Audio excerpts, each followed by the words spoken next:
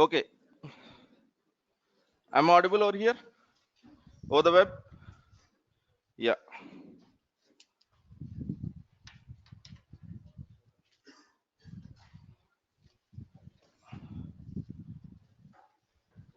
fine.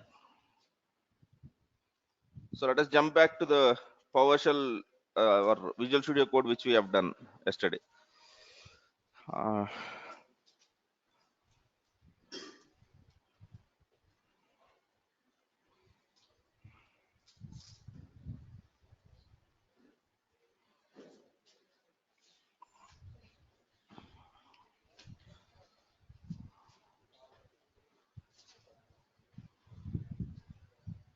okay,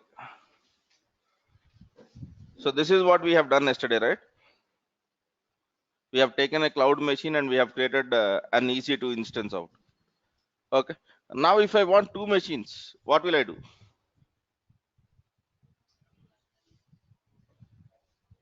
I have to create other file or other resource. Other resource. Just whatever resource which you are seeing. Okay. So, for example, I would call it as one. This is my first EC2 machine.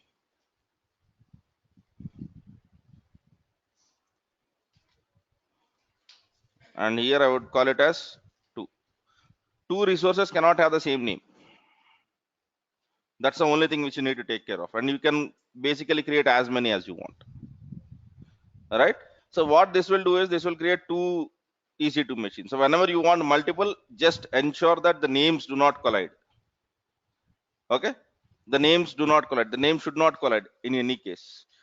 If I want three, I'll be basically copying and pasting it, and the name of it will become 3 or 4 or whatever that makes sense to me. Fine. Okay. Now the problem statement was one is here most of the things are hard coded.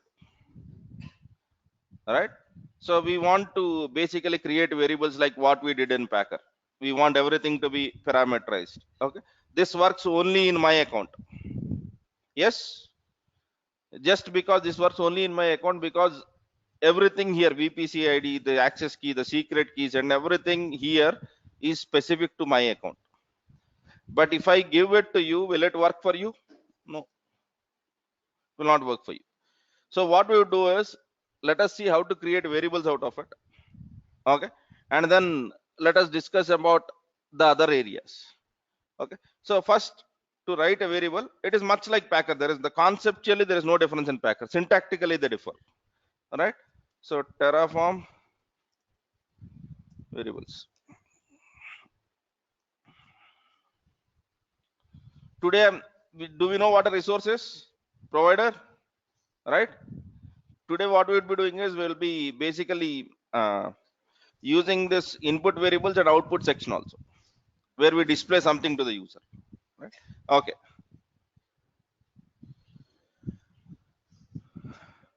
Fine. So, are you seeing variable? And then you give the name of the variable, which is key. Okay. And then you will tell what is its type. What is its type? And if you want to give it a default value, then you can use default equals to. Then you can use default equal to. Map is the type which I'll be discussing tomorrow. Today it doesn't make much of sense for us, right?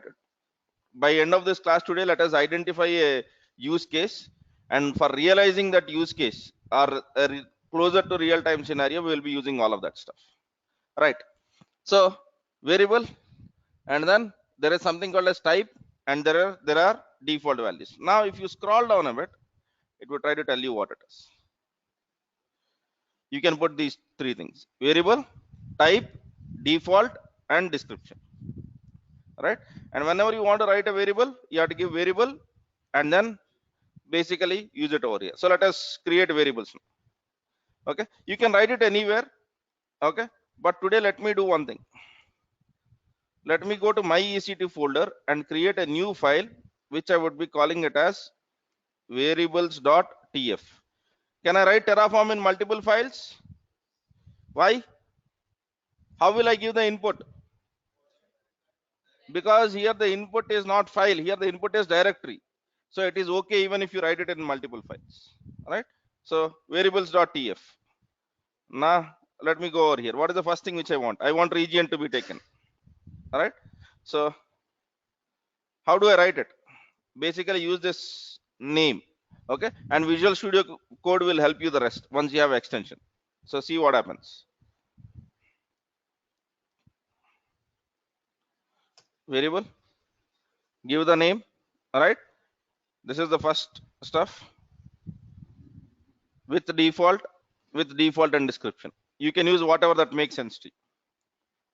All right, so variable region, and the default value which I want to give it is US West. Simple. Okay, now what is the next thing? Basically I want to give access key. For access key, I don't want to give a value. I will be giving the value while calling this. So variable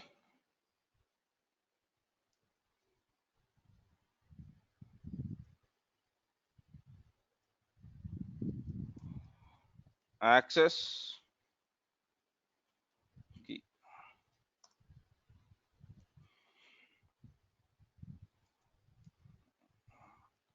I think they have written stringent rules. Type is equals to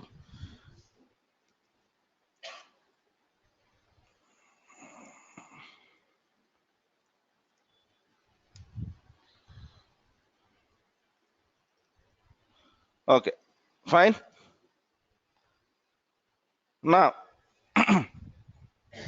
the same thing for the secret. Variable secret key. All right. What are the other areas? Okay, image ID. Yes.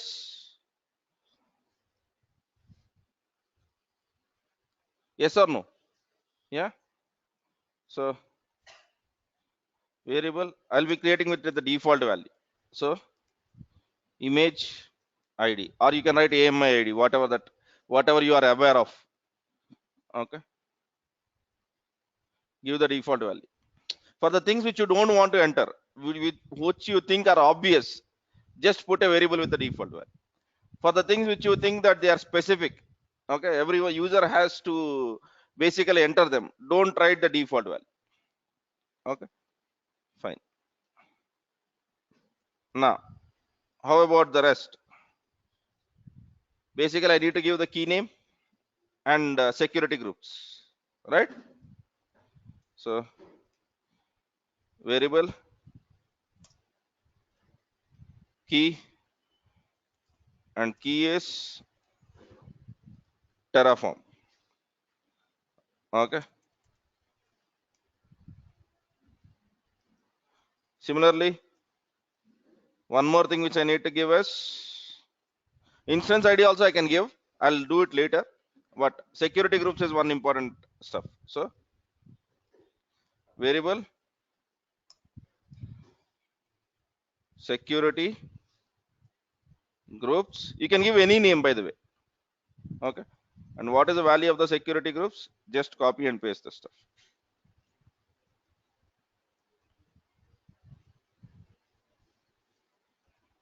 Fine. And then what are the other things? This security group is fine. I'm not really interested in this part, so it's okay. Now what is the other thing which I need to give? Instance type. All right, so variable with default instance type T2 micro. ఏం రాసేసుకుంటున్నారు? I want to understand what is that you are writing. For me, Visual Studio Code is helping a lot. What is that you are writing?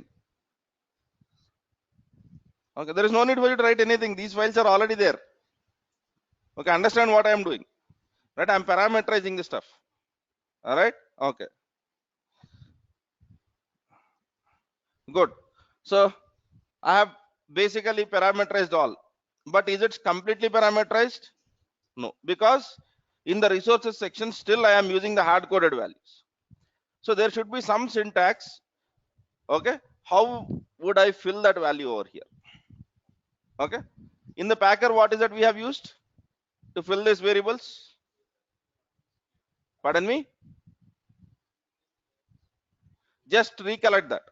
While you are doing this, also recollect that there will be some special set of characters which you need to use. Okay, what was that? Packer మాట్లాడుకొని మనం 3 రోజులు అవలా, అప్పుడే మర్చిపోతే ఇంటర్వ్యూవర్కి ఏం గుర్తుంటాయి, right? Okay, fine. So now I need to put these values over there. Now let us see what would be the syntax. Let me go to the documentation of it.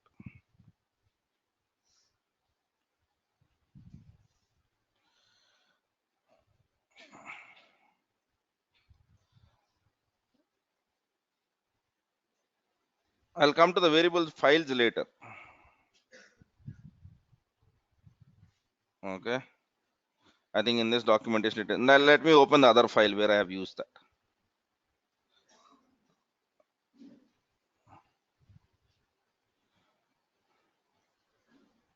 So what is that? It is mentioned over here. You have to use dollar, curly braces, and then for variables you will have a section called as var dot your key name, var dot your key name. So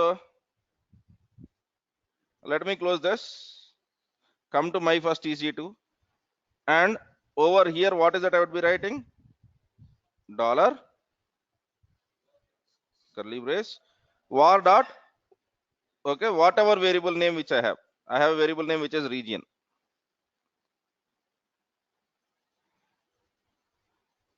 This is what I have put there. Okay, next, access key. Okay,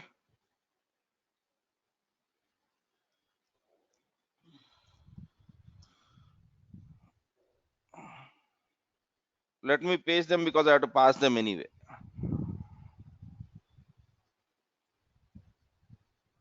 Okay, now here dollar var dot whatever key which I have set for, I have used something called as access key. All right. Oh.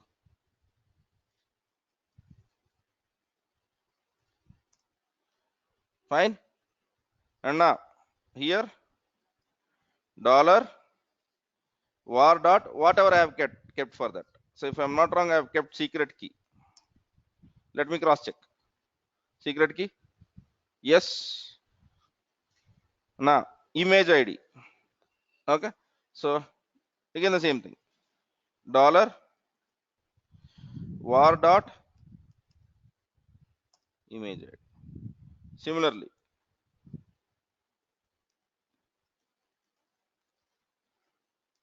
dollar var dot, okay, instance type. Let me cross check whether I have written the same thing or not.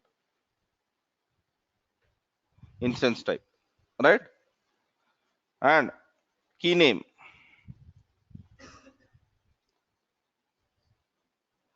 dollar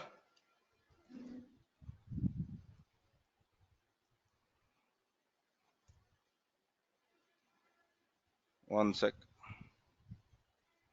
they have written too much of format logic unnecessarily. Okay, var dot key, yes. And last one is dollar var dot security groups. I am thinking that I have written the full name. Yes, that's it. Okay, and if you want to parameterize more, see what is the sections which you want and create a variable. So then there is no need for you to put all these variables in one file also. So if you want that, you want to divide variables into 3 or 4 files, you can easily do that. But generally people create a file called as variables.tf to put variables, and for the actual environmental creation they will be using files like main.tf. All right, so that's the naming convention which people generally follow, but it's fine. I've written my first EC2, right? Yeah, So they will be writing main.tf there for whatever they are doing, right? And then they will be writing the last file, which is output.tf, which will tell what is that has been created. Yeah. Okay, good. Now till here, are we good? Yes. Okay. Now if I want to create the variable file, if I want to create the variable file, okay, just like what we did in Packer. In Packer, there was one way was you use -var and then give the value every time, or create something called as var file. In var file, you make a list of all the keys and then values. You can also do the same thing here, but initially let us go with basically the var, and then let us go to the var file stuff, right?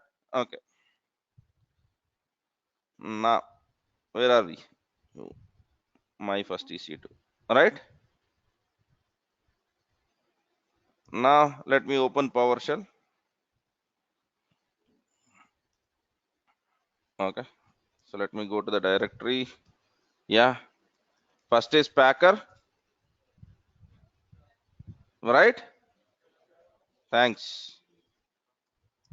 Terraform, validate, not. What do you think will happen?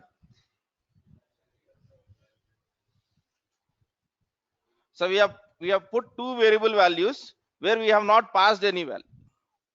So for this Terraform validation to happen, you need to pass those values. So I'll be just saying Terraform validate, okay, -var key equal to value. What is the key? Access key. Let me write something. I'm writing invalid values. Okay. Similarly, -var secret key is equal to something and dot. Did it set any error? Because validation will not check whether your keys are right or wrong. It will just check whether your Terraform, whatever you have written, is properly validated or not.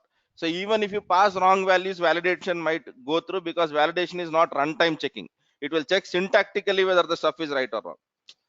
What Terraform validate can tell you is, for example, if you have written some syntactical mistakes, then it would complain. Otherwise, it will not. Okay. So this will be an error whenever you are trying to do plan, or plan also will not try to tell you. Apply will try to tell you this, because apply will come to know that you cannot have a secret key with that. Okay. For Terraform, your secret key is a string. So whatever you pass in combination of characters is a string, right? So you can write your name also there. But whether it is a valid secret key or not, that comes into play when you are really creating your infra. So this will fail whenever you are trying to do Terraform apply. That's fine. Now, shall we? What is the next thing? Terraform ---- help. What is the next thing which you do? Terraform plan. Okay. So Terraform plan ---- help. Are you seeing out path? Okay. Out path will create basically a plan file. You can give --out and give the some address, some file's name, and it would create a plan file. And then that plan file you can use apply. In that case, there is no need for you to enter yes or no for applying and all of that. Okay, but it's okay, fine. So now let me do Terraform plan -var access key. This time I will be giving the correct values. Okay.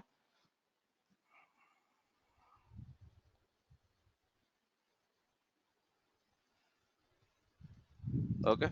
Again -var secret. Yes, looks good. Secret key is equals to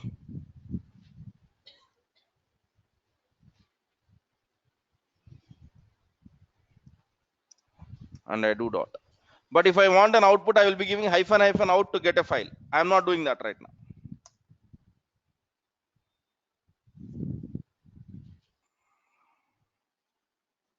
Okay. So now the plan says that there are two things which are adding. There are zero changes and there is zero destroy for whatever which you are creating. Because if you remember, yesterday I have destroyed everything, so it has to create. Now how many resources did we write? We have written two resources, one for security group and one for EC2 machine. That's what it is trying to tell. You are adding two, you are changing nothing, and you are destroying nothing. All right. Okay, good. So now I'll do the obvious thing, which is Terraform apply. I don't want to type all of this again. I'll just replace this plan with, all right, because otherwise I have to build this statement again. Yeah.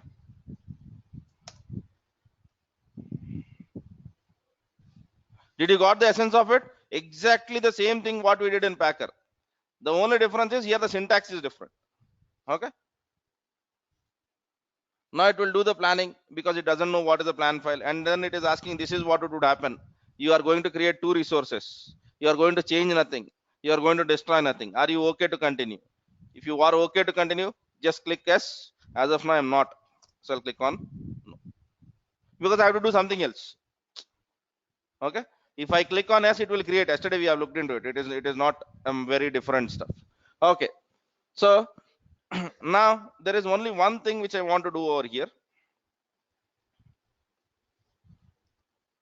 The security group which I created over here. All right. I've created a security group. I don't want to use the security group from what is a from the input parameter, but rather I want this security group to be used over there. So can I use these kind of references? Okay. So will this resource create a security group? Yes or no? So will this create? This will create a security group. All right. And I want to use that security group over here. I don't want to pass users to pass. Every time I'll be creating it, I'll be using it, and I'll be deleting it. All right. So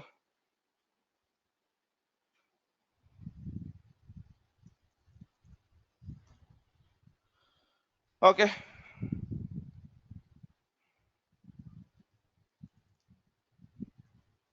This is fine.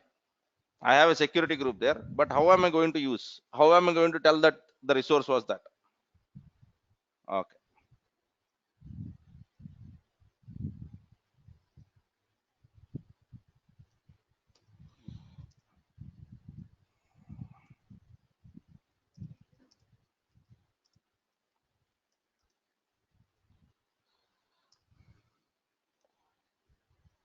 You just need to create dependency, and for dependency there is basically certain structure. So if you see in this example, he's creating elastic IP address. Yes. Will that resource create something? Yes. So that he wants to use probably in some other stuff. Let us see how he does it.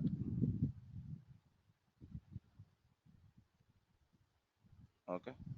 1 minute, man.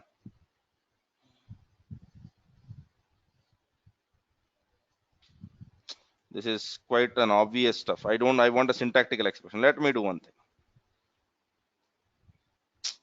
Every time I don't want to go to my previous examples.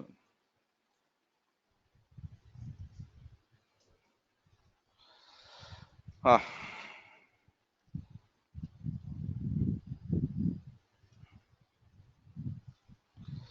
are you seeing certain syntactical element over here?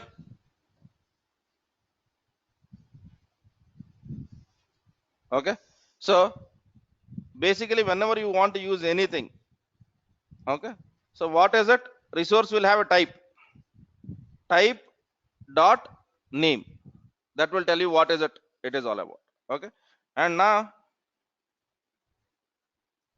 if you see over here, if he wants the complete security group, you can hide it. But he wants just the security group name or an ID, right? So you will be basically using dot name or dot ID depending on what is the field which you are passing, right? So now let me go to the stuff over here. Okay. Now if I want to use this elastic IP address, in somewhere else. So probably I'll be using AWS underscore EIP dot IP dot some properties name. Okay, so you can use some resources which you have created in the other stuff by using that kind of a syntax, and what is that syntax? Here it is written, type, which is your resource type, dot the name which you have given, dot what are the valid things in it. Okay, so now let me go to this resource AWS underscore security underscore group. I'll come to know how did I came to know about that ID or the stuff. Terraform AWS security group.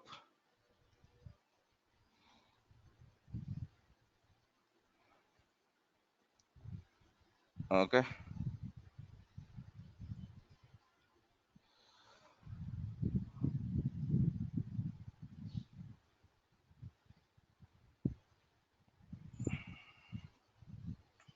the section on the top tells you about what you have to give. The section where you will be seeing that these are the attributes which will be exported will tell you what you will get. So for example, if I here, are we seeing anything called as name? ఇందులో name ఏమైనా ఉందా? Property ఎక్కడ ఉంది name? That's it. Now if I want to use this in my stuff, I'll be going over here and then I'll be simply telling, okay, what is my type? AWS underscore security underscore group. Okay, just like exactly what you have done over here, man. Let me show you the syntax once again. Okay, you have to use the same dollar which you have used for variables, but in the variables you used to write var dot something. Here you will be writing resources name, right? So come over here and then you would be basically telling that I am interested in, okay, dollar, my resources name is this, and in this the security group which I have created has the following name, which is allow underscore all, and in this I am interested in what? Name or ID. That's it. So whenever you create some resources, there will be some outputs, and if you want to use them, basically use it over here. Simple? Yes. Okay, now let me go to one more stuff over here. Let me go to my resource which I am interested in right now, which is AWS underscore instance. Let us see what it will output. What are the different things which it will export? Okay, so Terraform AWS underscore instance. Okay, these are all inputs. I'm okay with that.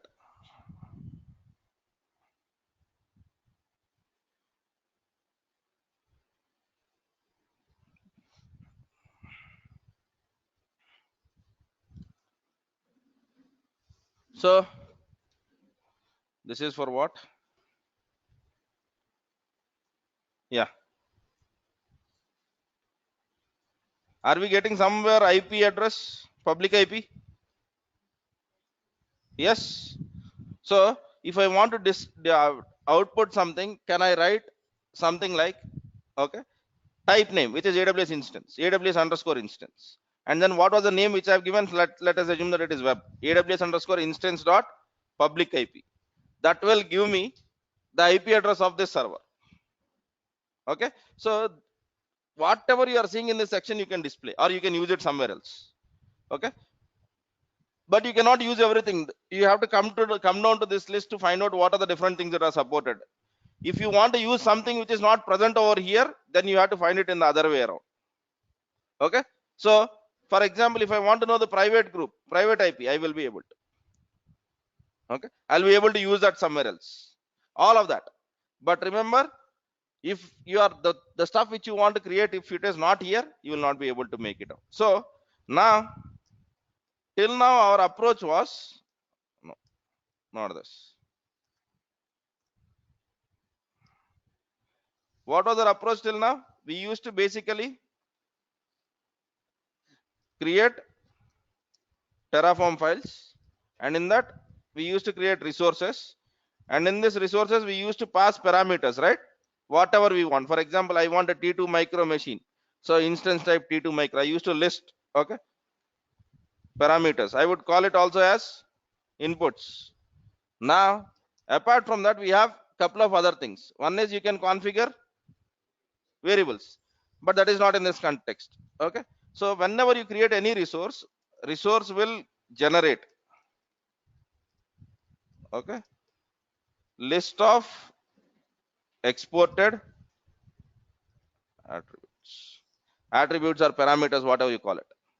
Whenever you create a resource, for whatever inputs which you give, you'll get some outputs. Those outputs you can use it in some other resources, or those outputs you can use it in your output section. That's it. That's the whole point, right? Now I'll be doing this, the last part, output. What is the name of the output which you want to display? So the name of the output which I want to display is public IP. And how would I come to know what is a public IP? Just use the syntax. Okay. First I have to write the type. Type is AWS underscore instance. Okay. Dot one dot. Okay. What is that I want? I want the public IP address. Okay. I have to write something like public underscore IP.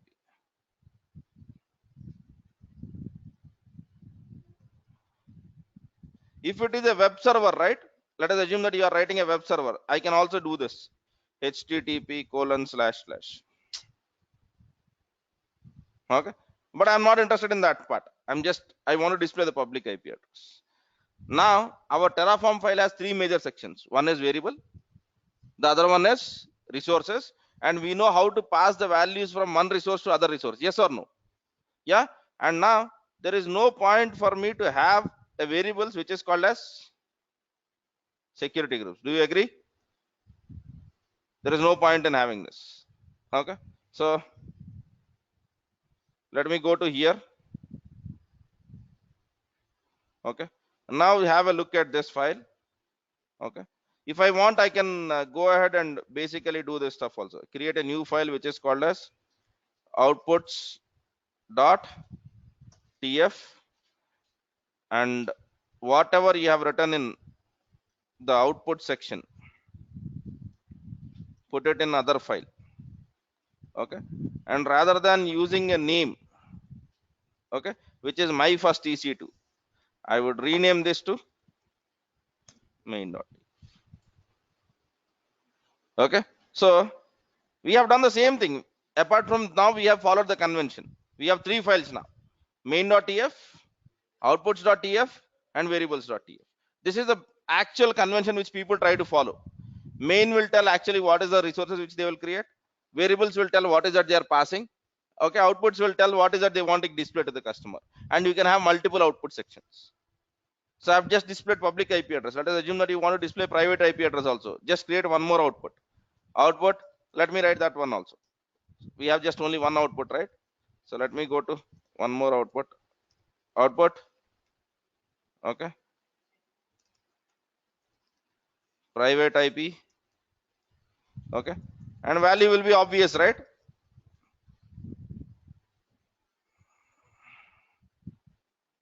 AWS underscore instance dot one dot private underscore IP. How will you come to know what are the different things which you would use? Anything from this exported list. Making sense, right? Okay, now this is a better way of really dealing with Terraform. Rather than writing everything in one file, you break down into multiple sections.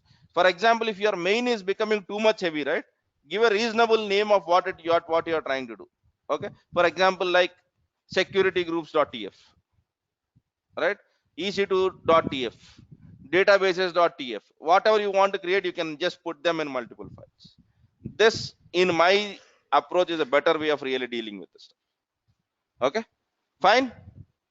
Is it complicated? What we have done the same thing what we have done yesterday. I have added only two sections today. One I call it as variable, the other one I call it as outputs. Okay, and I have done one more thing. I have used the resource which I have created in other resource. For that, the only thing which I have used is an expression. So what is that expression? Dollar type of your resource dot the name which you have given, right, dot whatever are the exported list, whatever you want to really use it. Fine. Okay, now shall we run this now? Yes. First thing, let me run. I'll be executing the same commands again. Terraform validate. Good. Terraform. I'll be applying.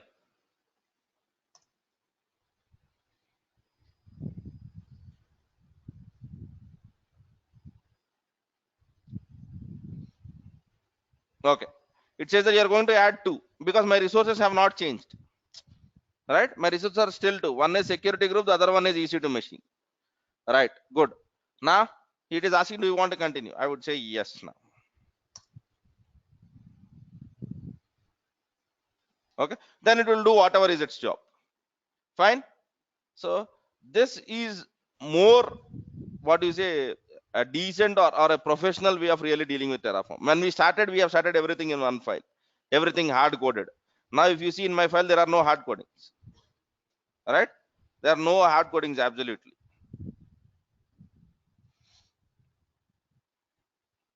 It is creating a security group first because basically there is a dependency, right? Okay, fine. Let it do its job.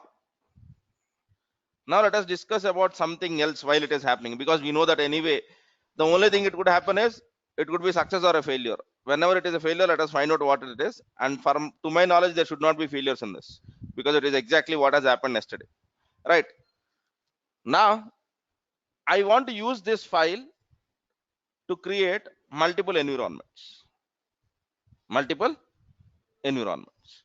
So what would happen from environment to environment is, okay, for the test environment, my VPC will be different. By the way, I have not created the variable for VPC ID. I should have done that. Okay, it's fine. Okay, so from environment to environment, the VPC ID is different. For dev and test, I'll be using T2 micro, but for basically staging environment, I'll be using other machine. So my machine changes. Okay, and basically whenever I'm passing these values, okay, the variable section over here, there might be some different set of values. The key might not be Terraform anymore. So from environment to environment, I might have different set of variables for this. Different set of variables for this. So how do I deal with that stuff? How do I deal with that stuff? Okay. Did you got the essence? I want to use the same file, but I want to create three different environments. Okay. In all the three environments, I'm going to create the same stuff. The EC2 machine with a security group. But the problem is, three stuffs might be in a different region, might be for a different account. There might have different values, right? So how will I organize this? How will I organize this? Okay. Can you tell me any logical answer towards it? Only thing what is changing is variable values. What? Absolutely. You have to create three different variable files for three different environments, right? Because the thing that is changing is only variables, nothing apart from that, right? So basically what I will do is, generally what will happen in your real time scenarios is, they would go ahead and create folders, something like dev.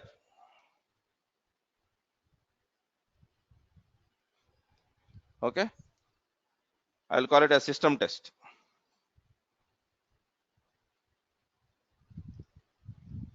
U8.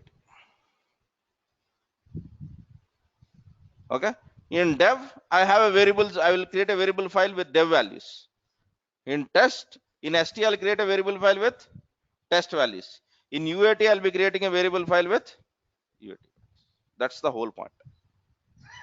That's how you will be using the same file with different values. Fine. Now let us see how do I write a variable file. Okay, we have to do the same thing. It is not much difficult. So for writing that,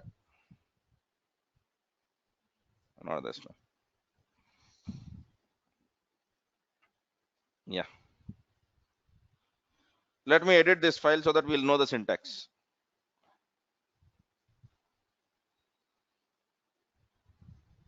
What is the syntax?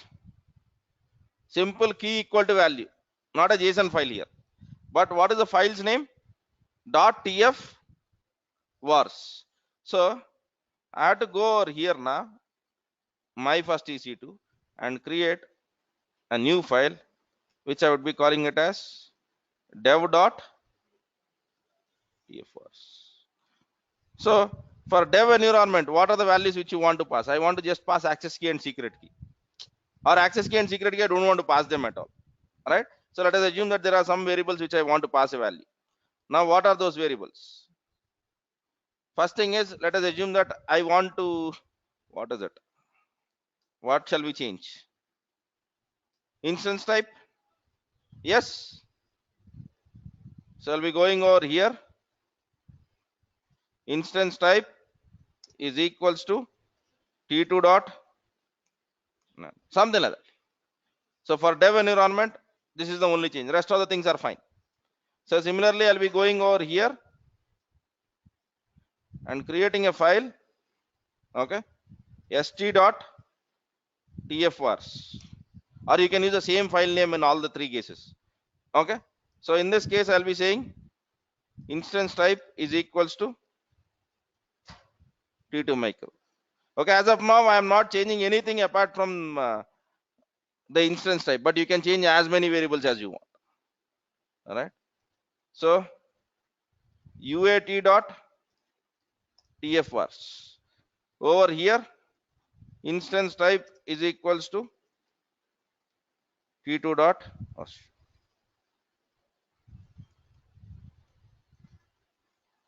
simple. Okay,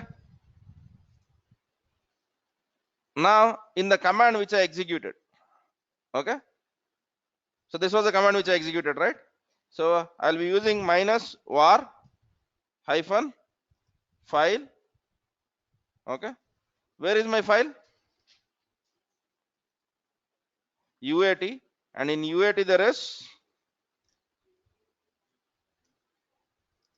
that's it. So you basically the thing which you will add is you will be adding a var file, right? But access key and secret key, remember, no one will put them or write them in any files, because no one wants to put their passwords over text files. All right. So now if I want system test environment, what will I do? In the var file, I have to, the only thing which I have to change is I have to create the system testing environment. I have to create the system testing environment. For dev, I'll be creating the dev environment. That's it. That's the only thing which you need to do. Simple. Yes, but this is a very simple change which will give us a great value. You are using the same Terraform file to create environments in multiple different areas. That's the whole point. Okay, but is it changed much? No. Conceptually, we have just increased the knowledge which we have. So we were writing one Terraform file. In there, we used to write only resources and provider. Okay, now provider and resources, I am calling it as main.tf, and then whatever I am passing, I am calling it as variables.tf. In there, I'll be writing some syntaxes. Whatever I want to showcase to the users, I'm showcasing it to the stuff, and then I write outputs. So outputs will be shown like this. Are you seeing the public IP address there? Yes. And are you seeing the private IP address there? Yeah, it might not be fully visible to you because some of the stuff is cut, but are you seeing the last two sections? This was not there earlier, right? So you can display whatever you want to display to your customer. Now we have created the EC2 machine in which we have created the resources, and these resources are used interchangeably. Security group used in EC2 machine. Let us see whether that is reality or not. So let me go to AWS machine.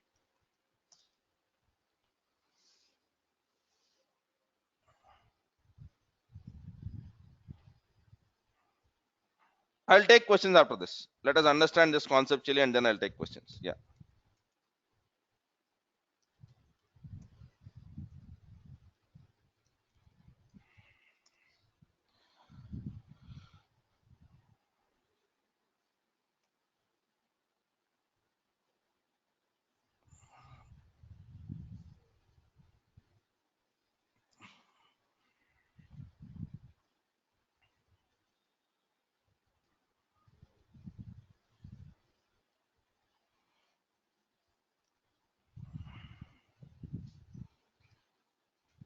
This is a machine which we have created.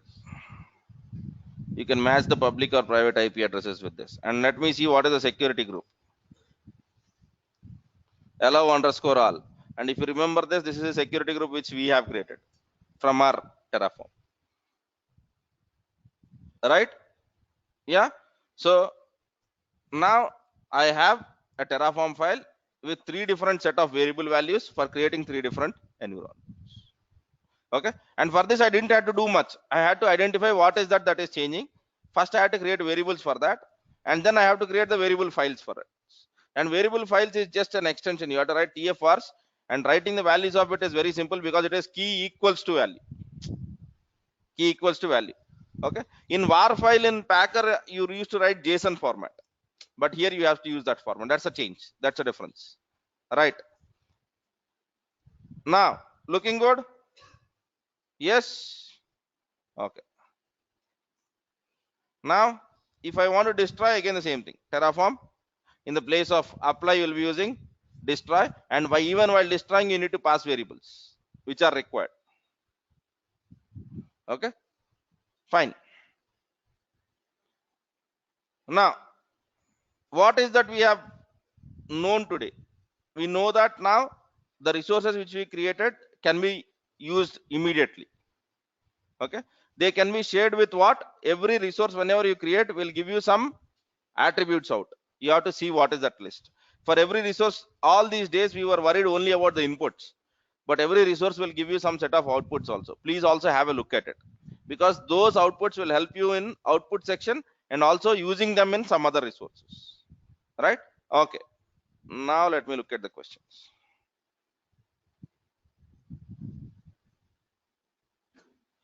Terraform. Okay. Let me start from the top so that I don't miss any question. You need to regenerate the access key. I didn't regenerate it because, yeah, ideally it is good practice to regenerate, but I am using the same key from yesterday. All right. Okay. Yes, Terraform ID, and actually whenever you work with single folder, right, it is far better. Once you have a Terraform plugin, most of the things will be done by Visual Studio Code itself. You don't need to remember syntaxes also. All right. Okay. Without doing an init, I went ahead and executed a plan because I'm using the same folder from yesterday. And whenever we do Terraform init, what will happen? A .terraform folder will be created, and in that provider will be downloaded. Since my folder already has that, there is no need for init. If my folder didn't have .terraform, then I need to do Terraform. Right? Okay. Destroy will not remove .terraform folder. Destroy will remove only the resources, not the provider. Okay. To answer the question, if let us assume I have basically gone to this section. Okay. And I executed Terraform destroy. Terraform destroy will basically update the state in TF state variable, but it will not mess anything over here. So in here, are you seeing the Terraform provider?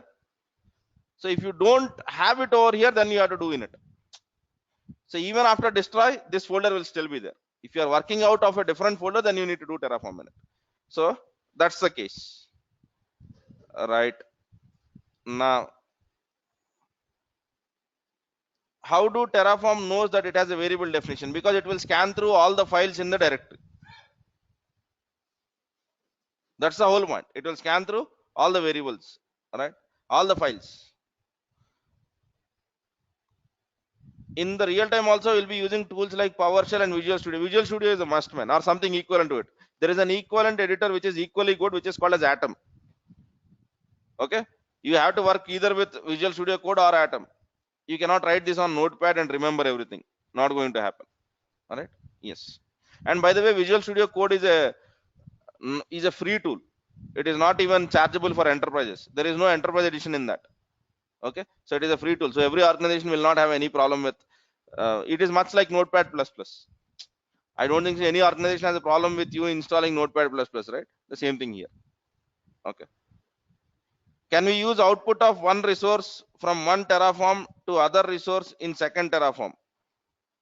So second Terraform, what do you mean by first Terraform and second Terraform? If you are speaking about the same directory, possible. If you are speaking about the other stuff itself, there is other way to reuse it. You cannot just say that. For example, I have two Terraform folders. One is EC2, the other one is basically something like load balancer. I create EC2 first. Okay, variables are already created. Now from there, I cannot say that in that folder I have created something, go and check. No.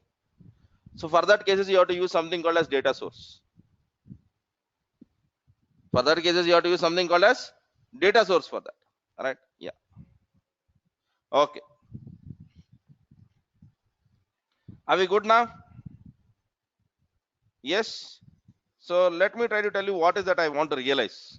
I said that I'll be discussing about a use case, right? Yes. Yes.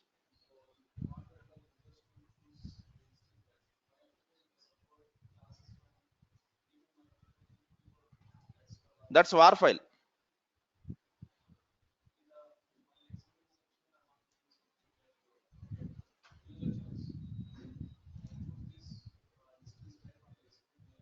This is not a UI tool. We are not creating a UI. So please be very clear on that. We will never give something. Man executions ante in DevOps, always remember it. We don't want our executions to be stopped by the human interaction. No, in any case, no. So if your company is expecting, please say that, okay, give a UI. Let them fill whatever values they want. The output of that UI should be a var file. And you use that var file to execute your Terraform. We don't want to stop Terraform in between to ask to the user. No, not in any case, and not in any tool. Not only in this, throughout our DevOps journey, whatever tools which we learn, we never support that. Okay, because in DevOps is all about automatically running without human intervention. The point which you are asking is about human intervention. So for that, you have to, the only answer for that is use a var file. And if you want users to enter something, just give some UI around that var file. That's it. Right? It's not possible. Yes. Hmm. Hmm.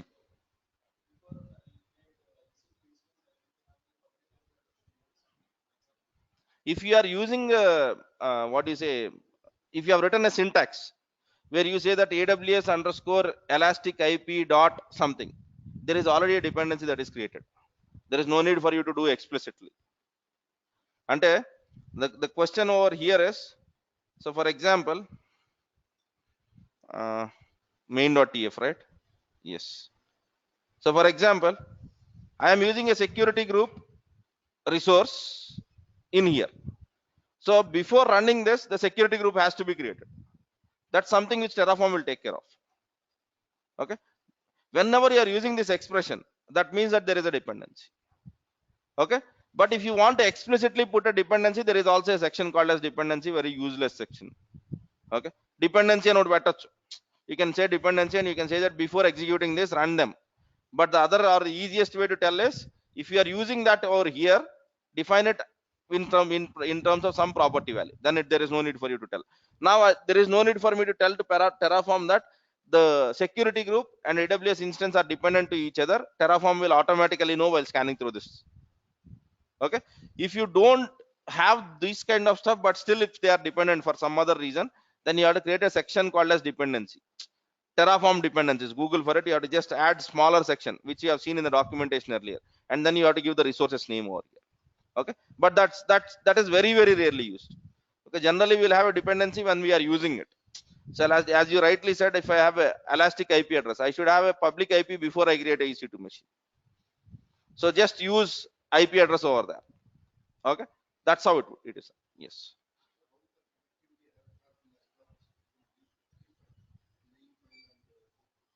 How? There is no connectivity that is established. The Terraform has done a simple thing. In your directory, it has searched for all the TF files. In the directory, I have 3 TF files. It has read through all of this, and Terraform reads the syntax in a way that dependencies, it sorts by dependencies. Now it has scanned through the files and it has found out that there is a variables, there are variables. Okay, variables are generally read first. Okay, and then you have provider, and then you have resources, and in these resources it would find out what are the dependencies which you have. So according to what we have written, security group has to be created first and EC2 has to be created next. So it will go through that order, and then outputs is the last section. So that's how it would do. It will not go by files, it will go by directories. That's the whole point, right?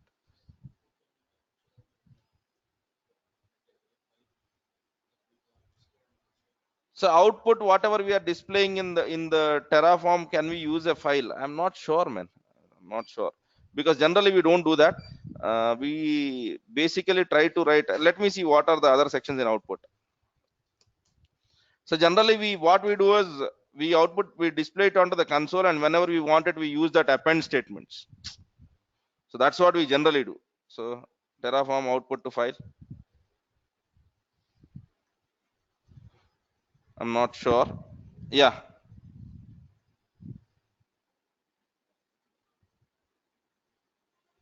I don't think so it supports.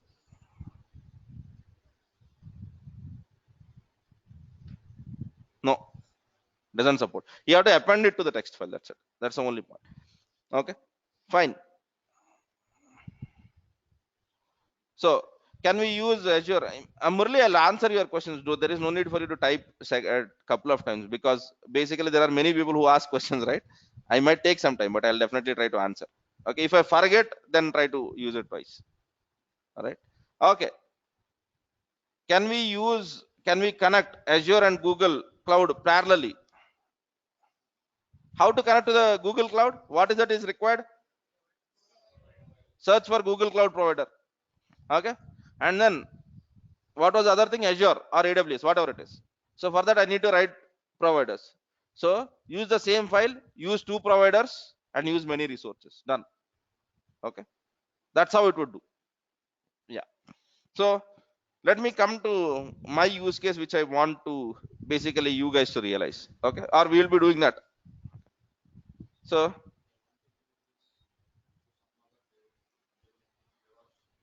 okay, you have to give Terraform files, .tf files, that's it. .tf and variable files if you have any. Okay, I'll show you how to give it, because there are how to give is already done in GitHub. Yeah. So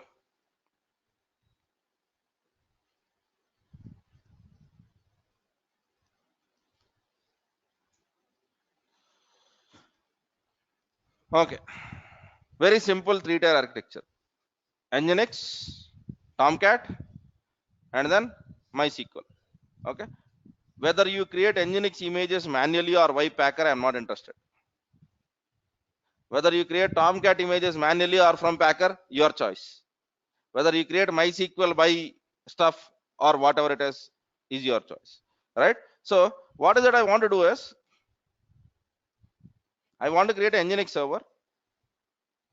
Okay, 2 Tomcat servers and 1 database. By the way, the database which I would be creating, you, for the guys who don't know cloud, you can use MySQL installation, but I will be using something called as Amazon RDS. I'll be using something called as Amazon RDS. Amazon RDS is database managed by Amazon.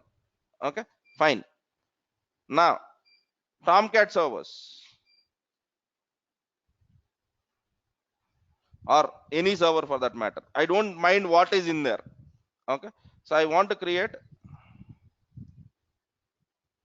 Tomcat or Node.js or whatever, any app server. Okay, so for this I'll be using a EC2 machine. Okay, for the people who don't have Azure accounts, for this Nginx also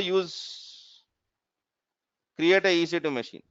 But myself in the classroom, I'll be creating the Azure virtual machine for this. Not a very great architecture, but I might not be able to, I will not be trying to establish connections. I'm just trying to create infra, right?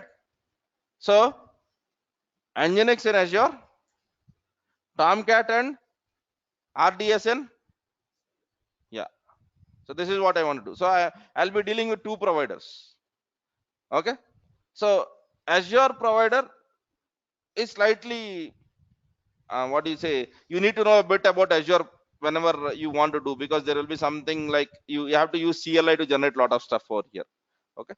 So for the people who don't know anything about Azure, for you even that is an EC2 machine. Okay, for you even that is an EC2 machine. I'm doing it in Azure just to prove a point that you can work with multiple clouds from the same Terraform file. That's it. That's the point which I want to prove. All right. So this is the architecture which I want to realize. All right. And after that, anyway, after once we finish Terraform, we will be creating Nagios. We have to work on monitoring. Okay. So I will be basically discussing on Nagios installation, but I want you to create Nagios from Terraform. Similarly, whenever I'm using Elasticsearch, okay, I want you to create at least EC2 machines from Terraform. So from now on, whenever you want a EC2 machine, what you can do is use Terraform. Whenever you want to create a security group, use Terraform. Okay, so that's how you'll come to know. Otherwise, you will never get in touch with this. Fine. So this is an architecture which I want to realize, and this is something which I would start. Our use case is this. Okay. The stuff after that, which we will not be doing immediately, or which we have to do after this is, in the Terraform, we need to add provisioning.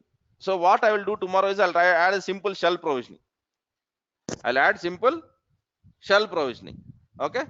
But but for the people who know Ansible and Chef, please replace that with Ansible and Chef, like what you did in Packer. Okay. And where is Terraform or Packer called from? Who calls Terraform or Packer in the DevOps pipeline? Terraform ni Packer ni evaru పిలుస్తారు? నేనే పిలుస్తానంటారా? Who calls?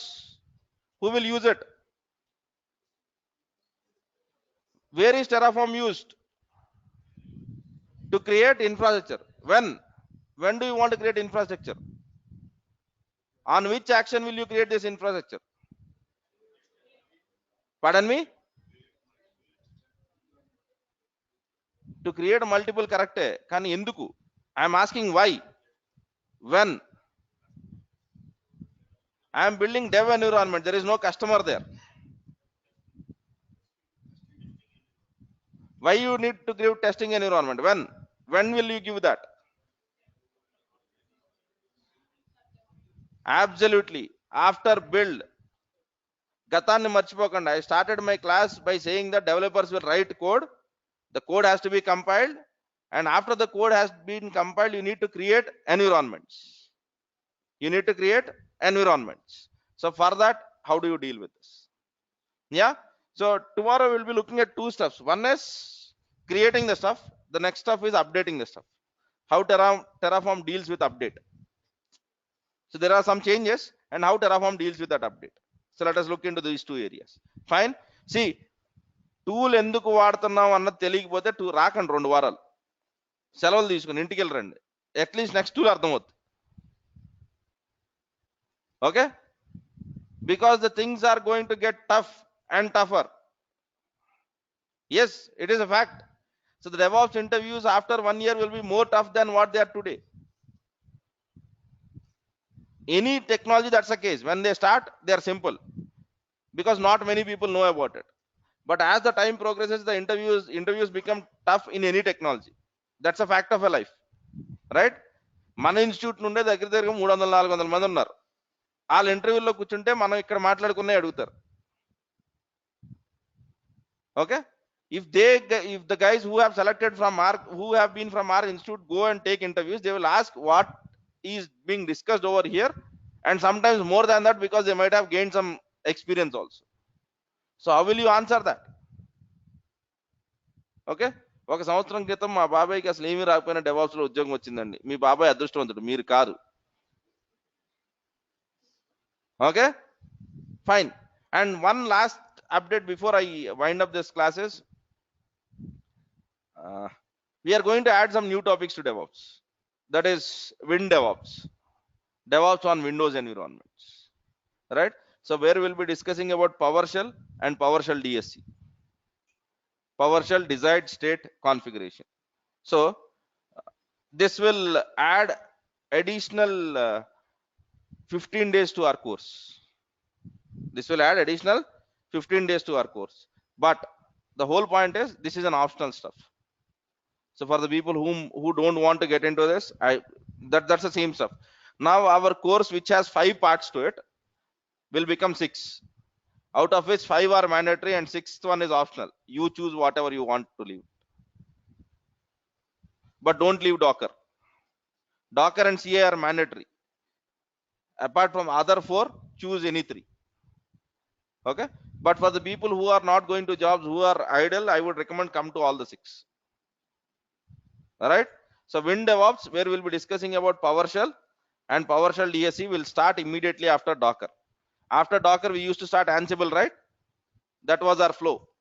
Now after Docker, we'll be starting WinDevOps, Windows DevOps, where we'll be learning PowerShell and we'll be learning something called as PowerShell desired state configuration, and we'll learn something about Active Directory. All right. So that is those 2 weeks are completely focused on Windows. We'll not Windows servers. We'll not be speaking about any Linux instance over there. We'll be discussing about WinRM. So that is a Windows section, because there are many jobs where they ask about DevOps for Windows and they are open from many days. DevOps on Windows and the positions are not filled and they're open from many days. So why do you want to leave that opportunity? So we will be learning PowerShell DSC. We'll be learning some Windows IAS server configurations and all of that stuff. Okay. And by the end of Windows DevOps, we'll try to deploy one .NET application onto the Windows IAS server. So that's the whole intention of that exercise. So for the people who are here, I think this is a value add is what, because that is just because of the analysis which I'm doing on the websites, the Naukri or this kind of sites, which basically give about the info. And Windows DevOps is much like DevOps how it was 1 year ago.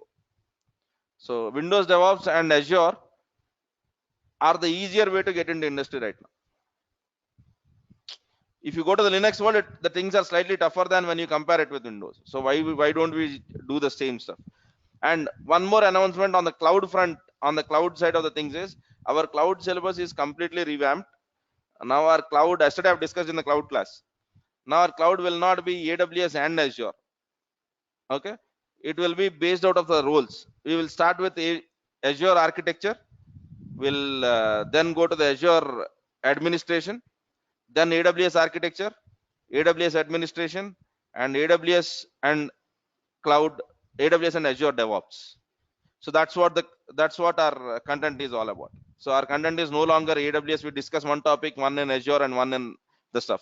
So from the next batch, which is mostly on Wednesday or Thursday, I have to fix the time. So the things are going to change. All right, change for the good. Okay, ఇన్నిసార్లు change ఎందుకు చేయాల్సి వస్తుందంటే because things are rapidly changing. Okay, even for me it is very simple if the things don't change. పొద్దున్నే లెగిసి బట్టలు వేసుకొచ్చేస్తే అయిపోతుంది నాకు.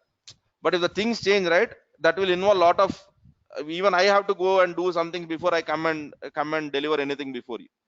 So for example, if it is Chef, Ansible, Terraform, I don't come prepared. There is no need for me to be prepared because I'm using them. But if I have to deal with something else, okay, then I have to start from zero. Okay, if it is Terraform, Ansible or Chef, the only thing which I have to do is I have to see what are the latest updates. Are they relevant to you right now? If they are relevant, I will deliver. Otherwise, there is no need for me to do anything. So for me, it would be very good if the things don't change. But unfortunately, that we are not in the industry where things are constant. All right. So this WinDevOps will be added to you, and DevOps course content I'll be basically adding that stuff probably by end of the day today, and tomorrow or day after tomorrow you'll get the new course contents. Okay, just go through that for the Windows DevOps sections. And as I'm trying to tell you, we'll be dealing with PowerShell, PowerShell DSC, and slightly Active Directory concepts. Okay, yeah. So that's the whole point, right? So any questions? I think I'll be answering it. I don't go by dates. Just tell me what is the topic which you have started from. May 6th అలా గుర్తున్నావు నాకు అంత జ్ఞాపక శక్తి లేదు. What is the topic which you have joined from? If May 6th, logically you might have started from a couple of things ago. What was it? CI. Jenkins? Yeah. Jenkins and Vagrant might be the stuff which you have started from. Yeah. Yeah, absolutely. So please tell me, don't give me dates. Tell me the topic which you have started from. It will be very easy for me. Yeah. Can we expect new additions to Azure that to be taught to the current batch? It is not to current batch. It is to all the students who have left DevOps also. WinDevOps mail will be sent not only to the guys who are basically learning it right now. It is being applicable to all the students who are not coming to the classes, but who have finished their courses also. That's what we do at Quality Thought. Whenever I update any change, it is for the good of whole of the stuff, right? But if it is something really different, for example, when Azure was introduced, okay, there was a fee. But for whatever I am doing right now, which is addition of WinDevOps or changing the way which I deliver the content, that will not be chargeable. It will be sent to all of our students. Okay. So a mail will be sent to all the DevOps students who have joined from day one in Quality Thought 2 years ago, saying that we are adding WinDevOps. If you are interested, you can join. That's how the things work here, right? The same thing for the cloud. So anyone who has joined AWS and Azure will be basically saying that this is how it is going to be, right? Yeah. Yeah. So for me, it started from Jenkins and Vagrant. Don't worry, for you the course has been slightly increased by 2 weeks. Okay, but that increase of 2 weeks for you are better good, because after finishing Windows DevOps and PowerShell DSE and Docker, you can directly apply for job, right?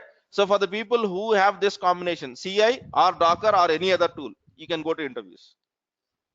There is no need for you to wait for the complete cycle to be finished. Okay, but don't go to your dream companies. Na first interview లో Tesla Motors లో జరగాలి అని మనం సగం knowledge తెల్లకూడదు అలాంటి చోట్లకి, right? So initially, whenever you are going to the interviews, don't go to the companies which you are desperate about. Fine. Thanks guys. I'll basically discuss about this again tomorrow, and tomorrow what we'll be doing is we will be taking this scenario and I'll be introducing to you something called as Terraform modules, and we'll be using maps. And tomorrow I don't want to use directories anymore. I want to use plan files. Tomorrow my approach will be, I have used Terraform apply dot, right? So I'll be using Terraform plan out and I'll be creating a plan file, and then I'll be using that. Okay, then we'll come across a statement where, yeah, I am doing good, but I don't want any of the developer to be able to create this infrastructure when I am creating it. So how to create that logs? So that will take us to the backends, and that will finish basically Terraform. So Terraform will be finished by Thursday. Today is Wednesday, right?